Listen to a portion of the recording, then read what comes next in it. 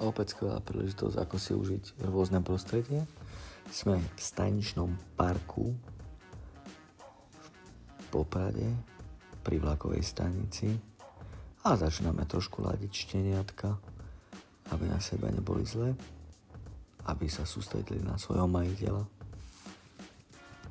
Toto je už malinko ťažšie, klské podlahy a veľmi zaujímavý akustický priestor. Podchod pod perónmi vlakov. Všetci boli v kľude.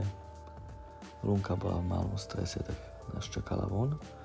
Ale už vidíte, že krásne si zvykla a pomalinky ideme. Tu skúšame eskalátory.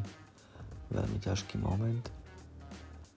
Opäť ideme na perón k električkám a vraciame sa späť na eskalátory, kde si ich opäť testujeme. Opäť na spätočnej ceste to už bolo lepšie. Psi si sa sami hrnuli a pozreli sme si aj prechádzajúci vlak, aby si zvykali na veľký zvuk